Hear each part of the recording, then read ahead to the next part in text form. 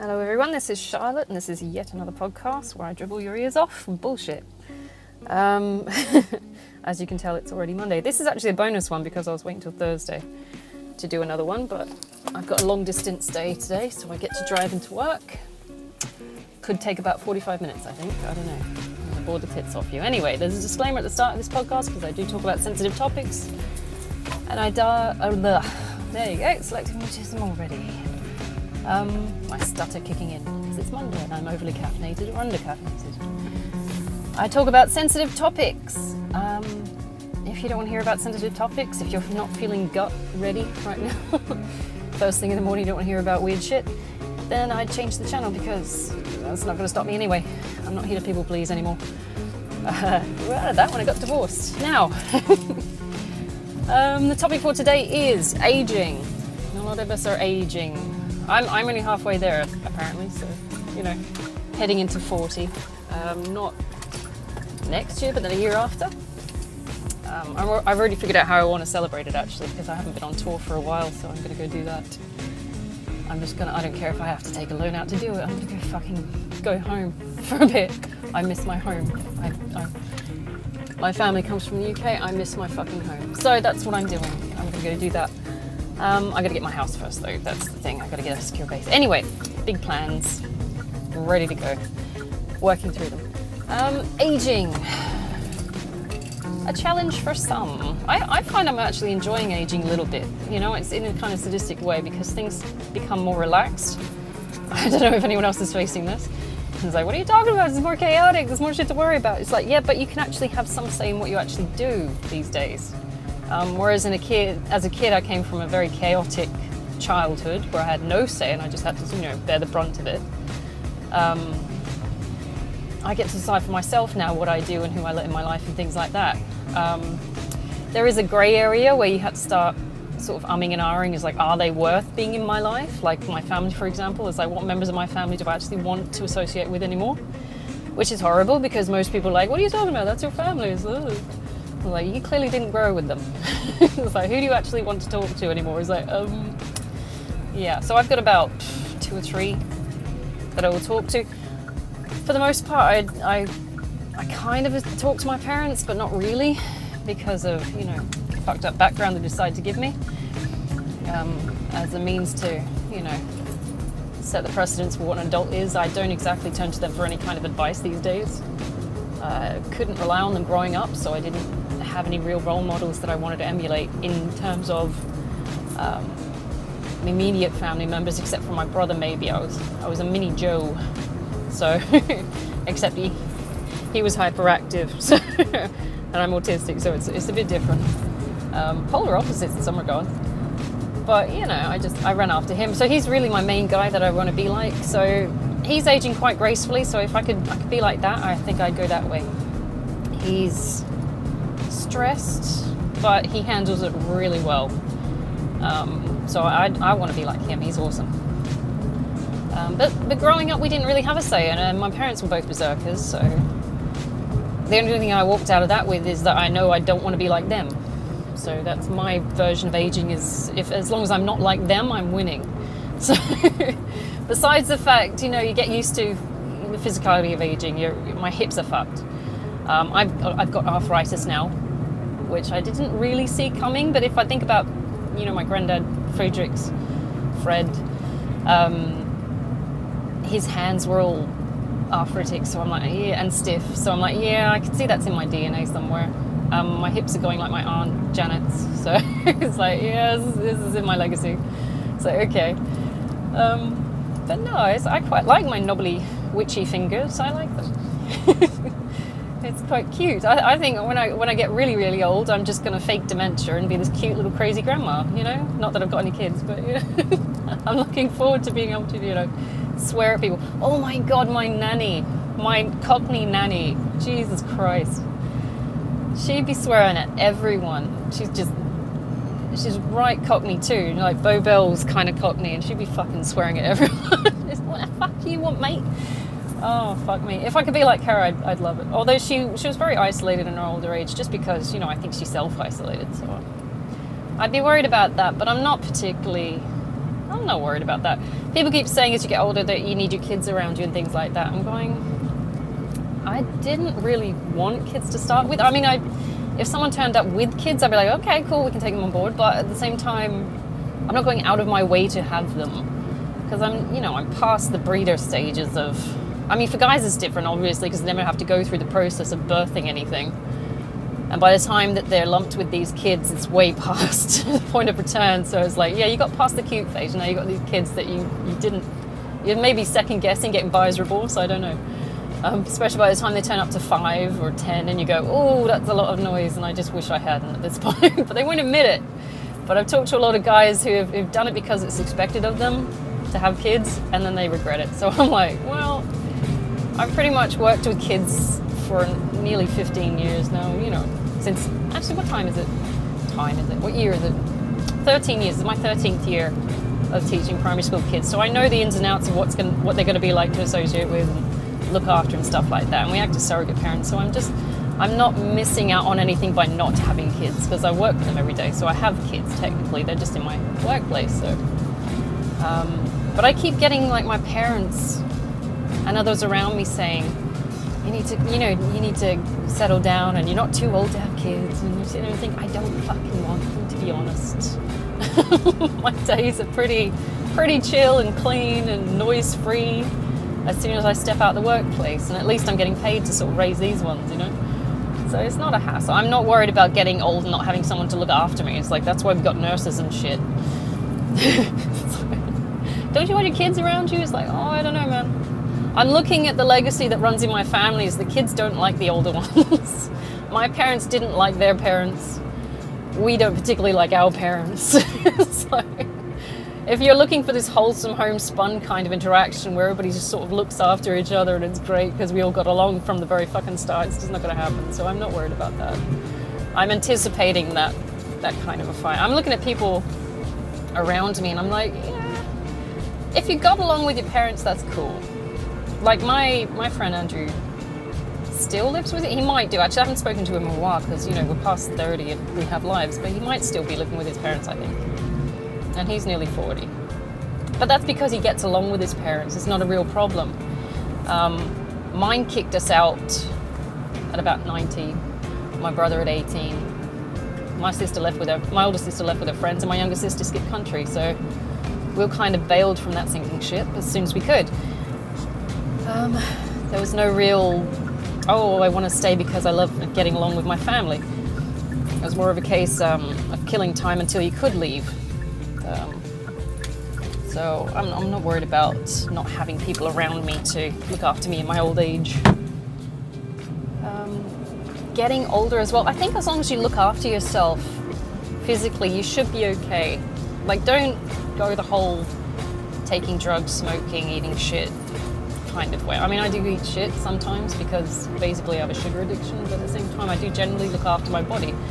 My worst problem right now is a combination of things I had no real control over, like my lady issues, shall we say, polycystic ovaries and endometriosis, all that crap that I never really had any kind of sway over. Keeping my weight down, for example, has meant that I can regulate my hormones a bit more, so things like my ovarian cysts aren't so bad as, say, my younger sister, who doesn't really regulate her body that much. And so she's in constant kind of, discomfort or pain or something like that because of her cysts, or but there's only 2 years between us, but because, I looked after myself a bit better than she did, I don't really have to suffer as much. So that's the key, I think. As long as you're looking after yourself in a healthy way, then you're going to age pretty okay. I wouldn't go the whole Botox and shit. I'm not about the aesthetics of aging, I'm not worried about looking bad and saggy and shit. I got stretched. Like, my stretch marks and broken veins started like 12. So I've had them for a while. I'm not worried about that, my saggy skin. I'm not huge and I'm not particularly gross, but I'm telling you what, I'm not perfect physically. So if it comes to worrying about a few wrinkles, I've done what I could to avoid it. I still wear sunscreen. I got 50 plus sunscreen since I was about 20. So my skin is not too bad. The worst thing I think I've got is I can't tan because, I got measles. It was either measles or chicken pox, but my skin mottled. Whatever it was, it scarred my skin. So on my lower back, you can see when I tanned that it's mottled. You can see the scar tissue through the tan. The melanin just didn't carry. It didn't heal properly. I say melanin, the colouring. So it's not a uniform colour. Anyway, that's why I don't bother, going to the beach and tanning and shit like that, because it's just, there's no point. It won't look nice. Besides the fact that I'm, paranoid about melanomas and shit, because I live in Australia. It's like, I'm thinking about if my family had stayed in the UK and we went off to the beach to fucking, it's Mallorca or Spain or somewhere like that, and they were just running around getting sunburned and shit. There's just no concern for their skin at all. The cases of melanomas, oh my God, I don't want to even know about it. But we grew up in Australia where, everything's trying to kill you, including the sun. So we are very protective of ourselves as on a subconscious note, It's always sunscreen, it's always, hats, shirts, cover your skin as much as you can. You get some people that are crazy that just run around, has got full-blown, looks like they've been marinated in teriyaki or something. It's going, what the fuck's going on with your skin? It's like, well, in 10 years you're going to have cancer, so have fun with that. But they're mainly irresponsible and quite thick. Plus, or they're playing on vanities, because apparently tans are seen as healthy. It's like, no, not really. And when you're as pasty as me, it's like tans are not healthy at all. The precursor to cancer, so we avoid that if we can. We be a bit smart about ourselves, and that comes down to self-care. I've tried, using face creams and stuff. I'm inconsistent with it. With sunscreen, it's more like pain avoidance, so I'm more consistent with my sunscreen than I am with any kind of 50 plus moisturizer. I have bought a few, used it about 2 or 3 times and went and stopped using it, so I'm doing all right, I guess. It's expensive though. I just don't understand why they have to charge so much for this. And to be honest, it's all vanity. You're gonna age regardless, as long as you do your best not to make it worse. Like things like smoking and stuff like that. Smoking ages your skin terribly. It yellows your skin as well, because you're constantly surrounded by this haze of crap. Gets into your pores, causes spots and boils and all kinds of things, and scarification, and you don't want to start that shit. It's a roller coaster of what the fuck by the time you get to my age. I look relatively young for my age, I know, because I've been looking at my counterparts. I didn't have kids, which is less stress, but at the same time I went into teaching, which is still more stressful than having my own kids, so I don't know where I really sit on that spectrum. Being the vegetarian, I don't have the meat side of things. I don't have high-fat diets, things like that. So, my body content is quite low when it comes to fat. It's general habits that you pick up that you just think of self-care. And it's not really, most people think of self-care, they think it's, you've got to be selfish with yourself, it's a bit of vanity and self-centered. It's like, no, really, I want my, my body. My body is my kit. I want it to last a bit longer than if I just, threw it in any old way and hope for the best. You want to look after your shit, don't you? Functionalism more than anything, I think. I don't want to really do vanity. The offshoot is that you look a bit better for a bit longer. But ultimately, I want my body to be workable, particularly when I have a strong feeling that I'm going to be around for quite a bit. Given my DNA and the aging that comes through my DNA and how old my grandparents and things were, I'm going hopefully well into my hundreds. So I want it to work when I get there, So I'm not afraid of aging so much. It's an annoyance at some point, but not much has changed. Like internally, I don't feel nearly 40. I still feel like I'm in my 20s, to be honest. Maybe a bit tired, or maybe I want to nap a bit more. But then again, I think back to when I was a teenager and I just slept a lot as well. So it's like being a recycled teenager. My granddad, Fred, used to say that. He wasn't, 60 odd. He wasn't 70. He was a recycled teenager. So he was perpetually 13. But he was a nice old guy. Always the joker. He was brilliant. If I could be like him, he'd be awesome. I remember having memories of them coming back over from the UK, and they'd bring like beanos and sticks of rock and things for us kids, just nice things that reminded us of home. And so I would like to be like him. If I age well, I think I'd age like him. He did all right. But again, he had arthritis. My grandma, my Irish grandma, died relatively young because she had lung cancer. And oh, sorry guy, you don't like your lane? Dickhole. Anyway, what is that? Mitsubishi, some dumb shit. Just nearly swerved into me. So, but she, she had a lot of stress in her life. She was gypsy and she wanted to travel, I expect, and it was in her blood, it was in my blood, to be honest. But she got stuck in poverty, and she, 4 kids, no money, so she couldn't travel, she couldn't leave anywhere. She was living in a low SES area in East End of London. And from what I can gather, she grew up with money, so she wasn't used to that kind of a life, really. But she married for love, and of course my granddad didn't have any money, so he's done a lot of odd jobs, or did a lot of odd jobs in his life. He was in the bandos, and then he went into fixing roads and coal mines and all kinds of weird shit, all odd jobs. But the life that she went into was a lot more stressful, and I keep repetitively looking back at my life and comparing, and I'm going, what the fuck am I worried about? Every time I get stressed or I feel shit about something, I think back and I say, this is nothing compared to what my ancestors went through. Shut up and get on with it. They went through plagues and poverty and shit like that. It's like, why are you whining? Shut up and get on with it. So I got my my ancestors in my back of my head going, stop being a weak little bitch. Stop crying. But that lifestyle that she married into really paid a toll on her, and she turned to alcoholism. Bearing in mind she used to work on the docks, and so she used to get bootlegged shit for free, like especially alcoholic stuff, a lot, and she'd bring it home because it was broken, or oh, there was a surplus, or oh, they don't need this stuff. So a lot of the stuff that was on the docks in the factories would find their way to my parents' house. I hear wonderful stories about that's the way it was in the East End. If things would appear, if someone needed something, it would just appear strangely. Someone would know someone, or I love those stories. Completely illegal, but you love hearing all these stories. People helping each other because there was a need and someone could do someone a favor. But the favors were never really, touted as something that had to be reciprocated. It was just done because it was the right thing to do. I hear stories about my mum's stuff. My mum coming back from school and then finding half her toys and clothes and shit were halfway up the street on some other kid. Because that's just what they did. It's like once you grow out of someone, you give it to someone else, Nothing was ever expected back. You just, unconditionally looked after each other. That was the thing.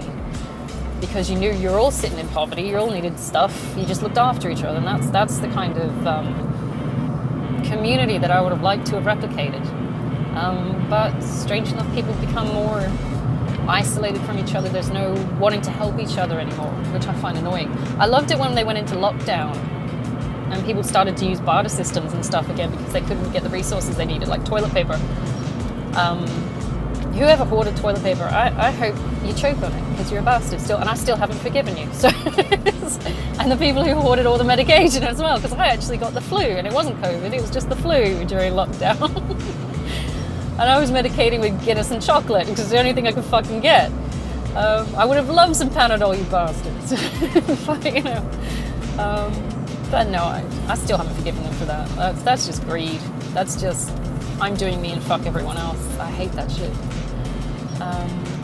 But I love that sense of community. And the problem was my grandma aged in that area. She developed, I think it was pancreatic cancer or something like liver cancer, something organ-based. But it was because she turned to alcoholism and she was smoking and she was just using Band-Aid solutions to get rid of the stress of her circumstances in her life. And a lot of people find themselves in those circumstances. And in a sense, she died young and aged not that well because of those habits. Her coping mechanisms were not healthy ones.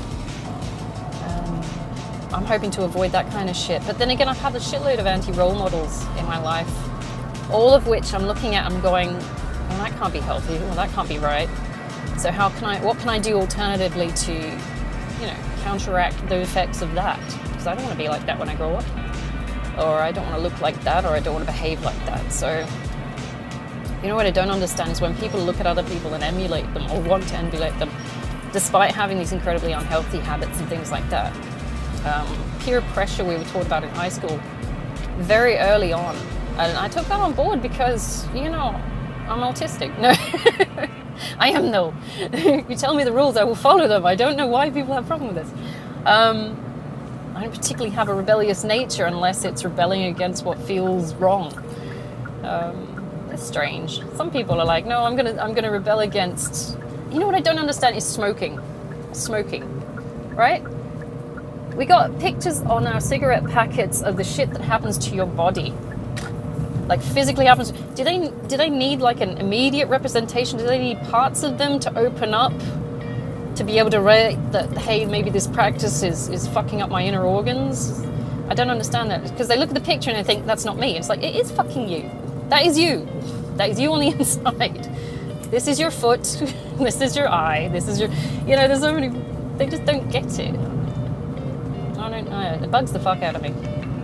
And we did have a load of, you know, health lessons where we learned about, you know, smoking's bad, don't do drugs. But when it comes to drugs, my life lessons came more from looking at people around me, because I grew up in a low SES area. I saw weed come through. I went, okay, that doesn't interest me, but okay. Then I saw ecstasy come through, and then I saw meth come through, and it comes through in waves. The next one I have a strong feeling would be something stupid like fentanyl, because they'll get bored of meth.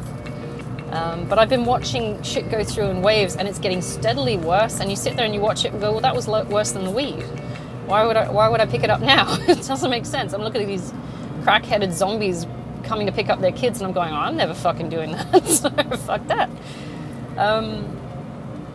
The worst we had in high school was potheads. It wasn't until I was in my 20s that I became aware of things like ecstasy and pill popping. My older brother and sister were into the clubbing scene. I never was. I think I went twice in my entire life. I never really got into it, but with that comes a certain, you know, like drug awareness, things like that. I was never really in that way. I think in my 20s at most, I just wanted to sit in a pub and listen to music and drink a beer. That was the worst I got. I just wanted to, you know, listen to some music. It was never really, I'm going to go and experiment with drugs. It was more a case of, I'm going to go experiment with desserts. I'm going to go find the best waffles I fucking can. It's weird in that sense. It's like, why are you not rebellious? Because I am. I shouldn't be eating sugar. So I was probably old before my time, really. I got the diabetes. But then again, I was a fat kid, so I'm like, I am rebelling. I'm going to get in trouble if I eat this. You won't believe how much in trouble. But it's strange. I never went the drug route. And as a result, I aged all right. I'm looking at my counterparts. Like I used to go, even the potheads I used to go to school with have not aged well. And, you know, pot's supposed to be relaxing. It's supposed to make you chill, right? But they look haggard, man. And I'm sitting there going, there's something going on here. There's something more than I'm not aware of. So if you avoid the habits that will drag you down, you should be all right. Mental health plays a huge part on whether you age well or not as well. You can look, if you look at the pictures of people who went through the Second World War, the before and afters, and the war only went for like 5 years. The before and after is staggering, how much it aged people. But because like the Second World War was so stressful and everybody thought they were going to die or get taken over by Germans and shit like that, it played on their mental health, so they got fucked up. I mean, I know it's a bit of a historical thing it's a historical lens to put that in, but at the same time, it's like, if you're living that kind of a life where you're constantly in fear of being homeless or someone's coming to attack you, or, you know, you're just in poverty and shit like that, it will age you to crazy levels because the stress alone is playing on your cortisol levels, it's fucking up your tissues, you will look haggard most of the time. I know by the end of the term, I look haggard because I'm just knackered.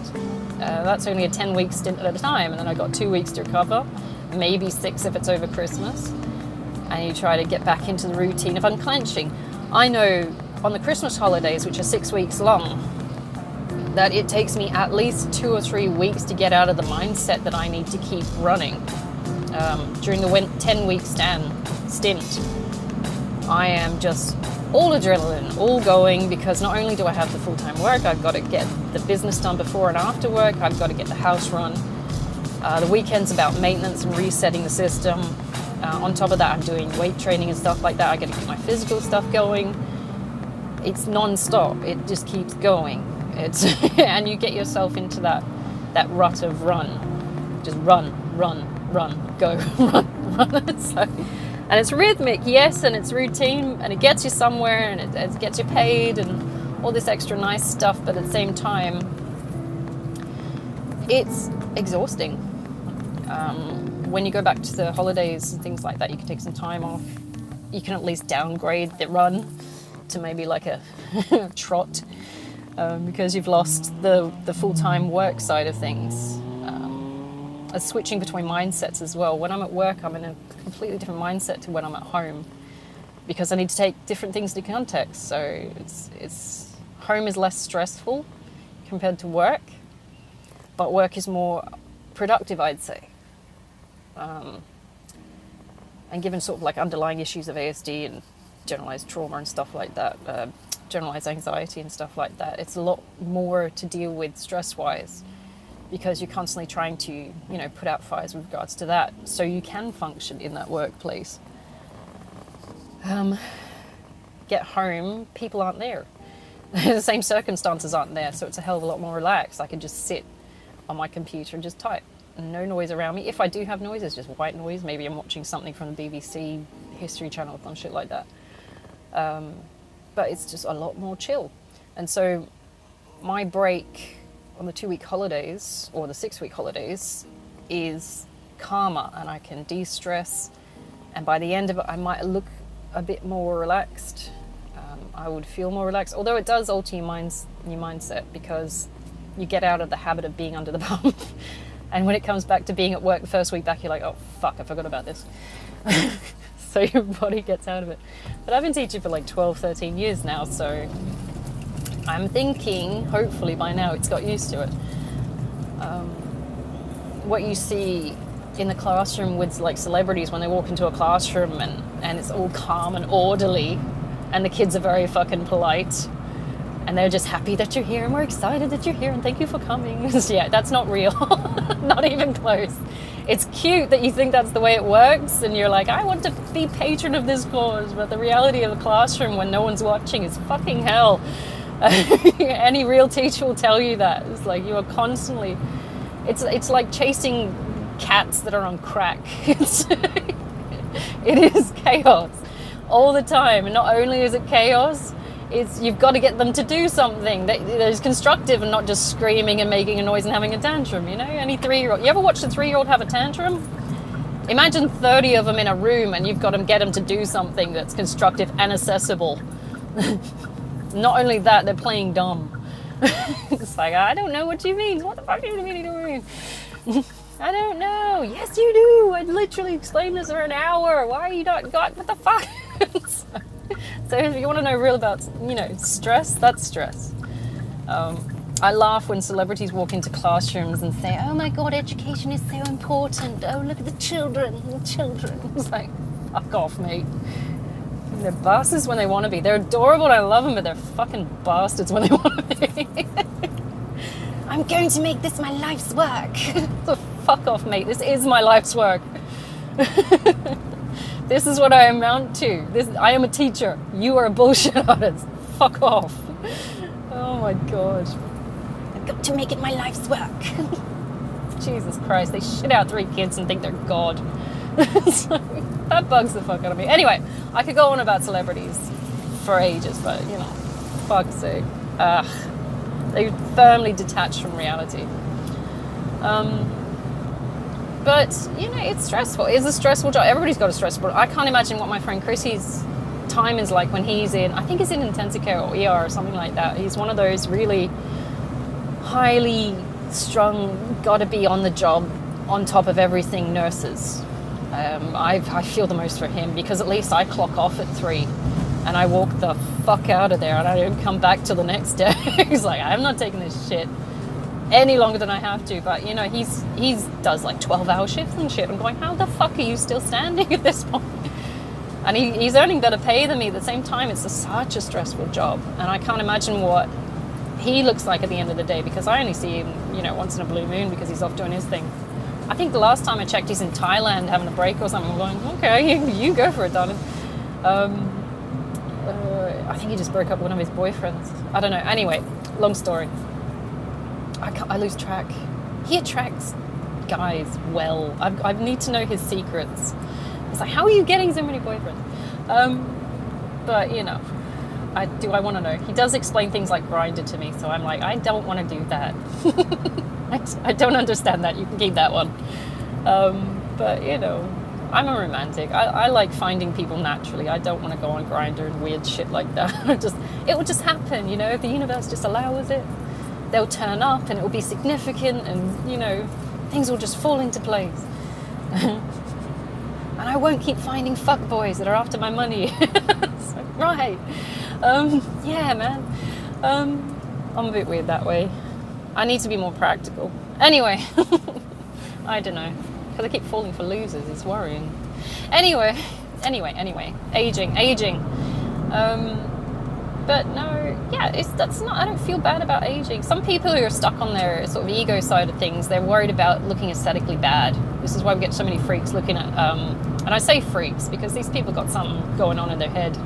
It's gone past keeping yourself neat and tidy and way into weird shit like Botox and plastic surgery just to remove the idea that they could be aging.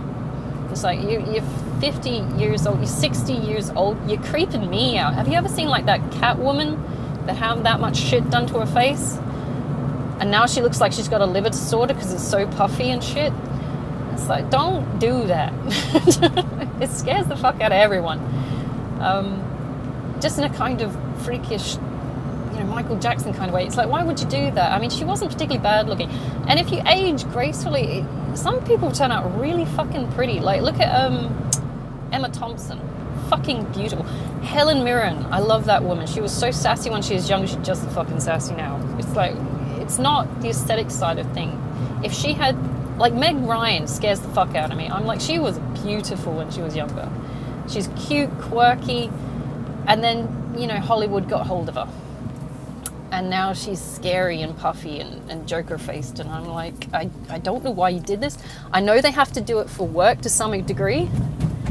But at the same time, like, where do you draw the line? Like, Keanu Reeves doing all right. By now, he must have had something done. I'm assuming. I know he colours his hair because no one could be, 57 or something like that and still have no whites. I'm going, you're full of shit. You colour your hair, at the very least. And everyone's like, he's immortal. I'm like, no, he's just got really good skincare regime. So it's part of the job. I understand that you need to look a certain way in order to get roles and stuff like that. But don't buy into the toxicity that you have to completely cut yourself up to fit into, you know, completely age-inappropriate roles and things like that. You get like 40-year-olds trying to play 20-year-olds roles and things like that. It's disgusting because it's inaccurate. And I've never seen so many old-ass 20-year-olds. It looks wrong. Do you ever watch that, like, Degrassi High when you were in a teenage, you know, after school you just race home from school and watch the shit that's on the TV while you eat your shitty-ass noodles? Or is that just me?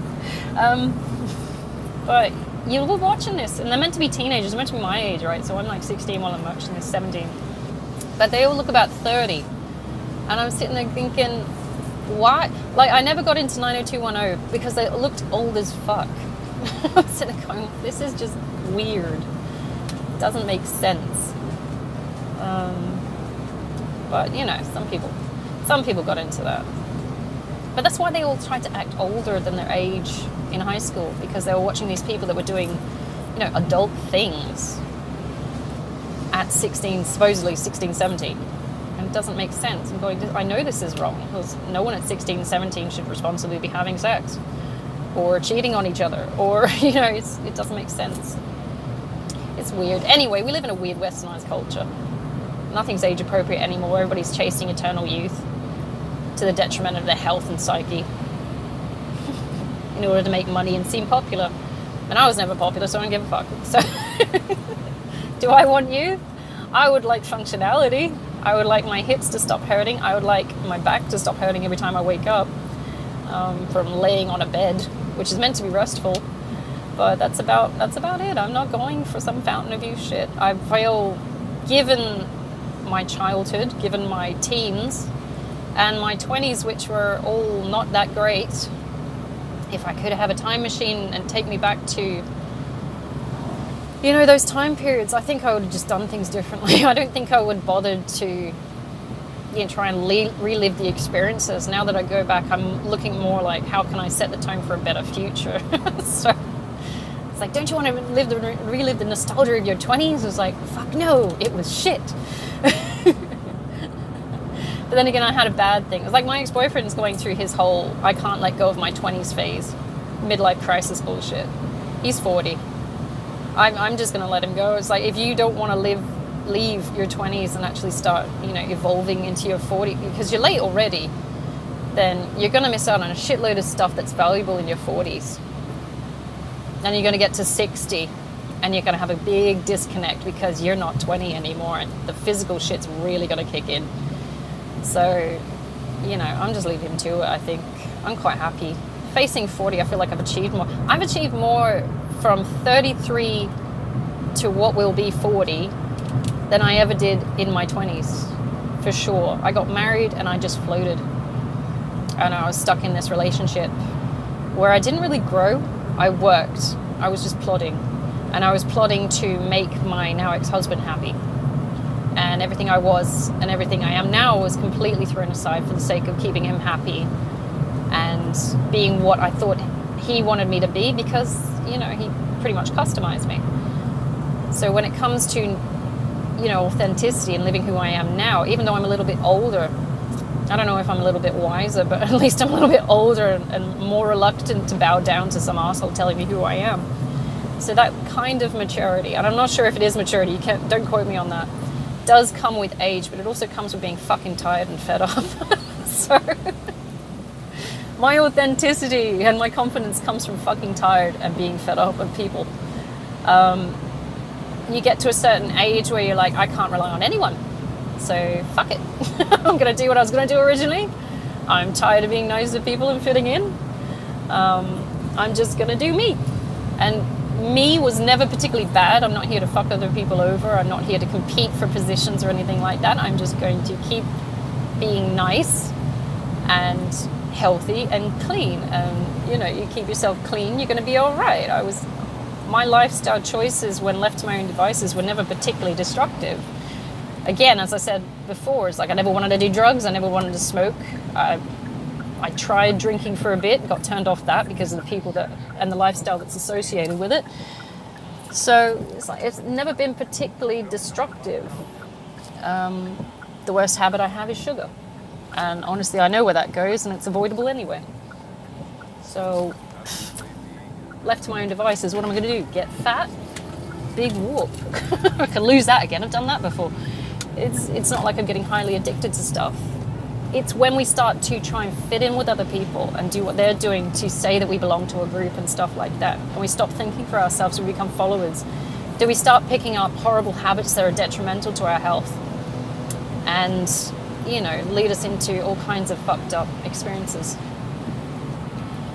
where we're not going to be doing well when it comes to health-wise and aging. Where the fuck am I? Oh, I might have missed the offshoot. Shit. Yeah, anyway, sorry, I'm just late. Not late for work, but possibly getting lost. I got no spatial awareness. It's ASD.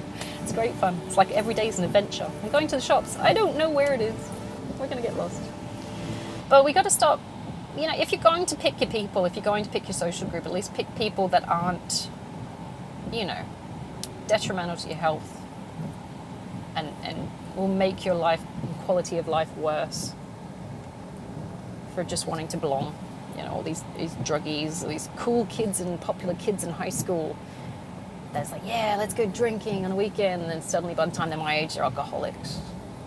We've got how many illegitimate kids they can't afford to look after.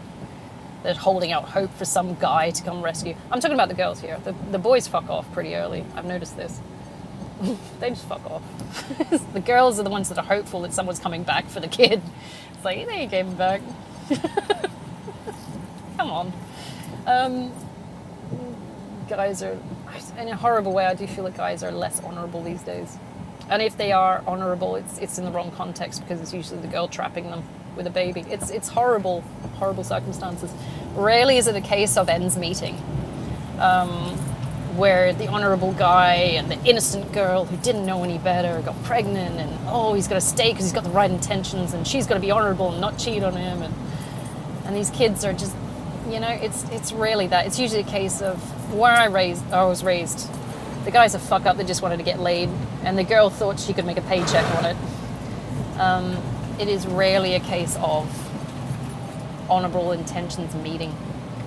Where the fuck am I? I'm going to have to turn my phone off and do my tom-tom, I think. But, what groups are you hanging around with? Because they'll lead you. They'll really fuck you up if you let them. Most of my friends growing up, and I don't get to hang out with them these days much. Most of my friends growing up were pretty innocent in themselves. None of us wanted to do drugs. We were more pre-concerned with getting into uni and more productive lifestyle choices. So my crew inadvertently helped me create more productive lifestyle choices than, say, hanging out with the pop kids. Although I did also hang out with stoners for a bit. Not because I wanted to participate, because I wanted to understand what was going on.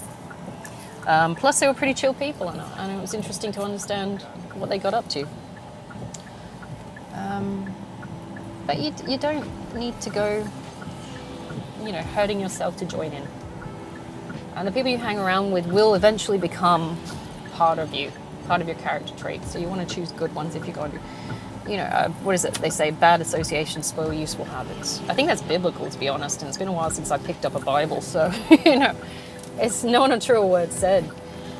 But, don't fuck around, because inevitably the seeds you sow now are going to be growing in the background, even if you're trying not to. So if you pick shit seeds, you're really going to hate yourself when it comes to the fucked up part. And you start harvesting bad habits and drug addictions and diseases and, kids that you don't particularly want, but now you've got and you have to handle, it's like all because you wanted a quick fuck at a pint, it's you really need to start thinking about what the fuck you're doing. And if you're already halfway through your life, which I mostly am, and you've fucked up your existence, you really need to start re-registering, reassessing what you're doing, because it can't be healthy. If you're in those kinds of circumstances, and there's always a way out. Everything's fixable most of the time. A few things aren't fixable. Things like catching AIDS and stuff.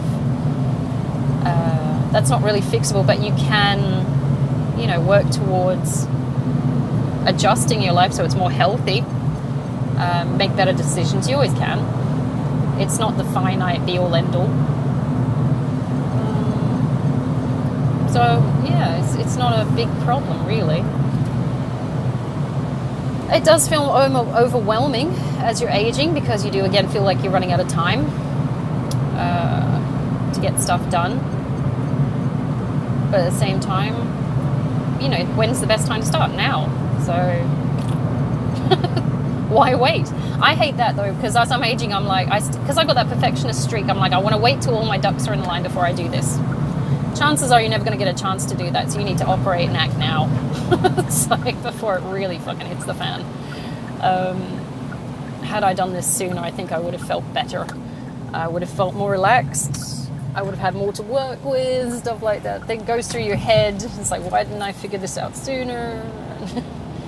And it comes with maturity as well, because at certain times of your life, your brain is just not going to be able to handle the idea that maybe, I shouldn't be smoking this much, or I shouldn't be sleeping around. And when you're in your 20s, you're horny as fuck and you just want to be popular. And well, I the horny thing I was, but not the popular thing. Anyways, You're like, hey, it's okay to risk, my personal health and my mental health and everything by sleeping around and offering myself to anyone I can for popularity and acceptance.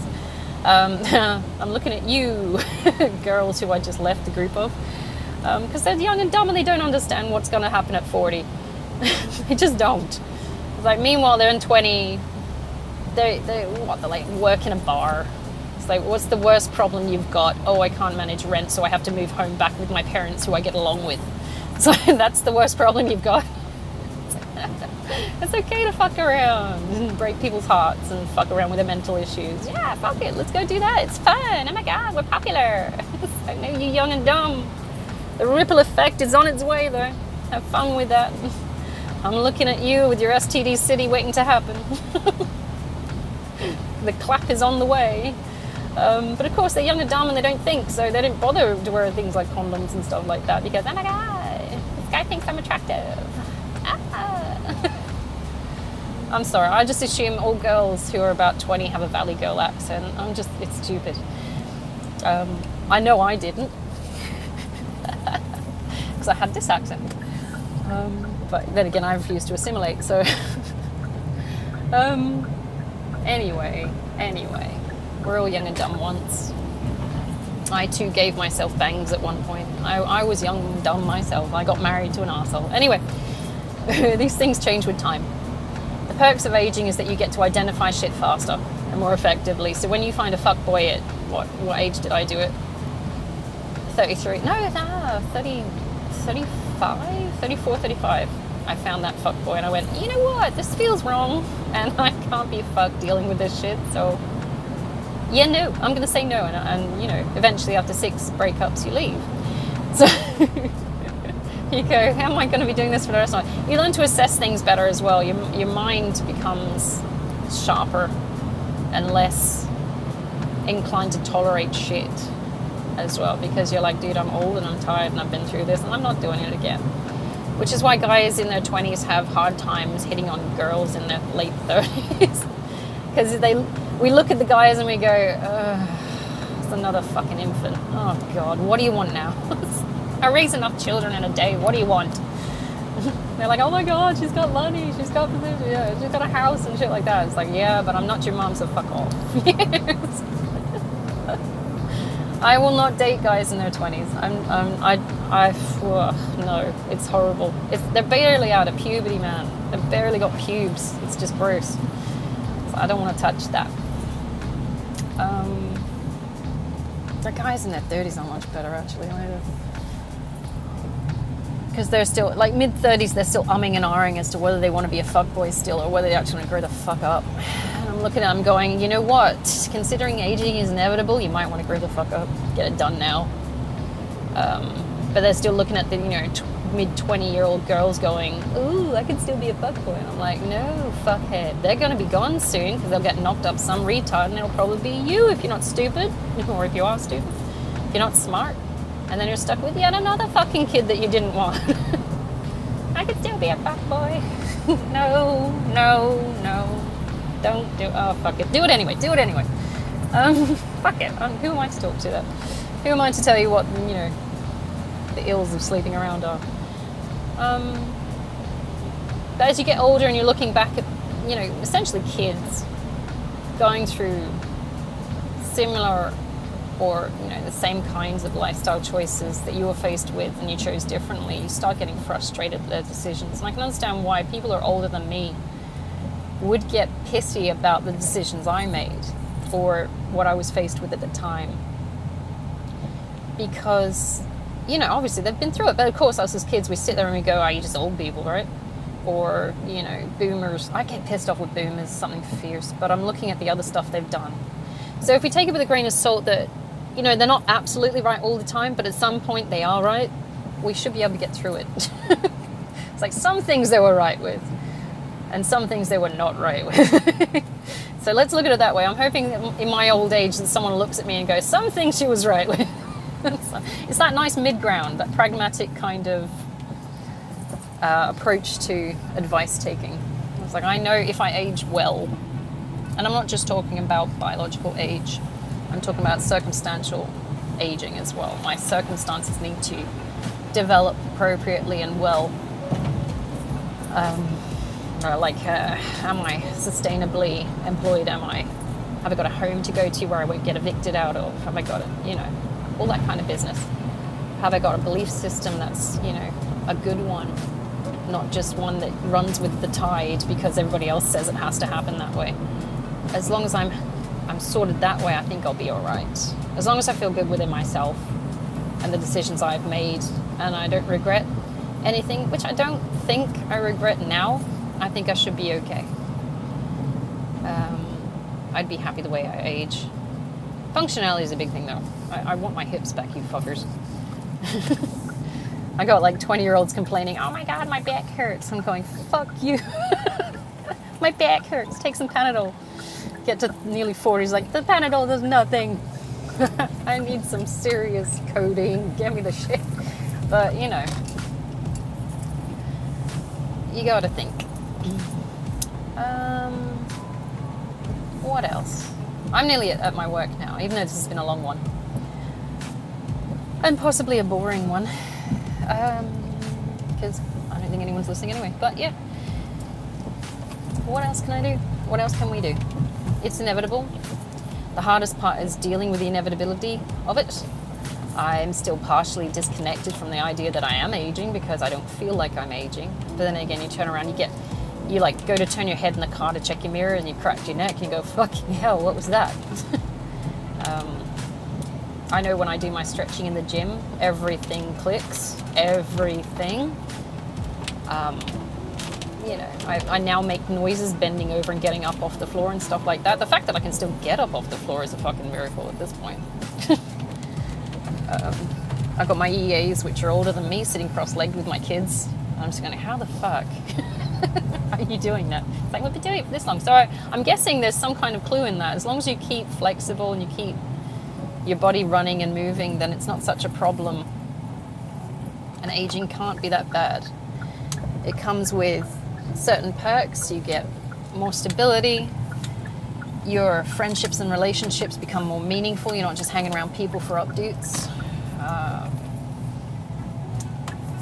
You're looking to enrich your life, and that comes with age. Because if you're trying to look for a valuable life in your 20s, then it's just not going to happen because there's no experience there. There's just no richness to your life. You've not done anything. You've not lived anywhere. You've not achieved anything because you're 20. You're barely out of puberty. And you're living for social approval, quite frankly, as far as I remember. At 20, I was still trying to fit in. Not with any kind of popular social group, but I was trying to just exist in a way that, covered up my autism, to be honest. And in that sense, I lost my authenticity because I was trying to be someone I wasn't. And by the time you get to like 35, you go, fuck it. Why the fuck am I trying to be someone I'm not and I don't care to be? It got me nowhere. These people are assholes and flawed in themselves, so what's the problem? Why do I keep trying to do this? So, that's a perk of aging as well, I think. You start to stop caring so much. Right, I'm going to have to leave it there because I'm apparently 15 minutes late to work. So responsible. I hope you guys have a fantastic day. I hope you have a fantastic week, actually. I'm trying to do another podcast on Thursday. Other than that, I'll see you later.